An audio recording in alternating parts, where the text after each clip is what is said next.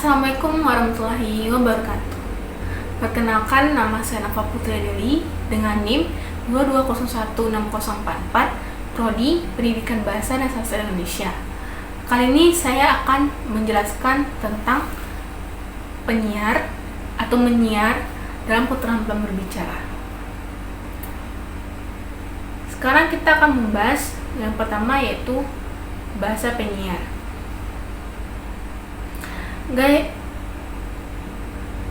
Gaya bahasa penyiar dapat diukur melalui 3 indikator, yaitu cara pengucapan, nada bicara, dan aksentuasi. Penyiar itu merupakan orang yang menyiapkan acara. Nah, serta juga bekerja sebagai jurnalis dan ikut dalam peliputan suatu masalah atau produksi informasi, yakni aktif ikut serta pada membentuk naskah suatu permasalahan yang akan dibacakannya. Istilah ini biasa dipakai pada industri televisi di Indonesia, serta ialah padanan penyiar info yang juga akan digunakan di radio. Secara internasional dikenal 3 kategori, yakni pembaca info atau news reader, lalu penyiar berita atau newscaster, dan jangkar berita atau news anchor. Umumnya penyiar info ini atau anchor pula menjadi figur media dan seringkali dianggap sebagai selebriti.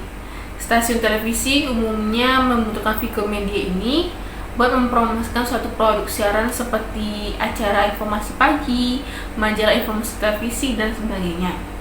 Lalu yang kedua, kita akan membahas tentang langkah-langkah membaca berita.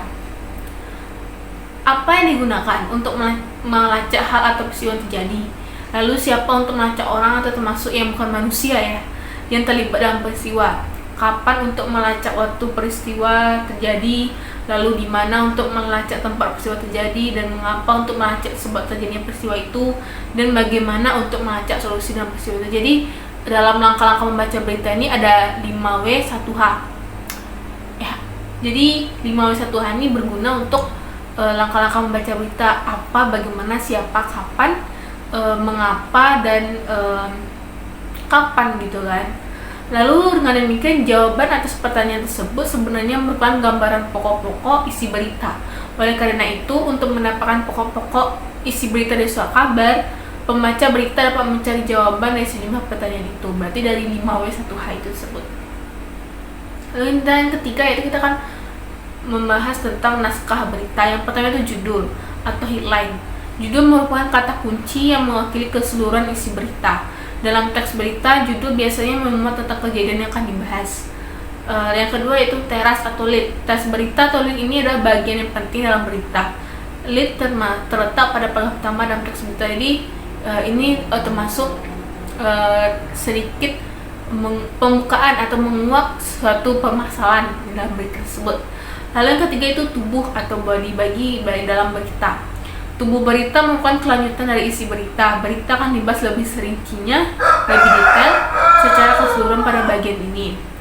Lalu ekor berita. Nah, ekor berita ini apa sih maksudnya? Bagian ini mencantumkan informasi yang bersifat tambahan, apalagi bagian ini dihilangkan, tidak ada berpengaruh terhadap pokok berita. Jadi ini tambahan, cuma lebih ke penutup ya. Lalu yang keempat, kita akan membahas tentang praktik membaca berita. Ini terakhir ya. Menurut Somat tahun 2007 halaman 10 dan bukunya mengemukakan bahwa hal yang harus diperhatikan agar dapat membaca teks berita dengan baik yaitu intonasi, pelafalan, volume suara, penjedaan, dan kelancaran.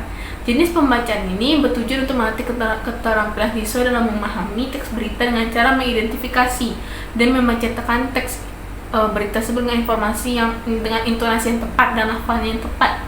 Lalu artikulasi dan volume suara yang jelas untuk orang lain. Jadi lebih lantang ya.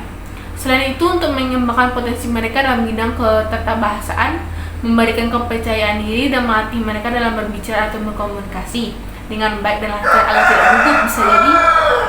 Oleh karena itu, penelitian ini penting dilakukan untuk memperoleh informasi tentang kemampuan siswa dalam membacakan teks berita dan mengangkat kompetensi dasar membaca teks berita dengan intonasi yang tepat serta artikulasi dan volume suara yang jelas. Dan 4 pembahasan yang tadi itu menutup penjelasan dari saya. Mohon maaf jika ada kesalahan. Terima kasih. Assalamualaikum warahmatullahi wabarakatuh.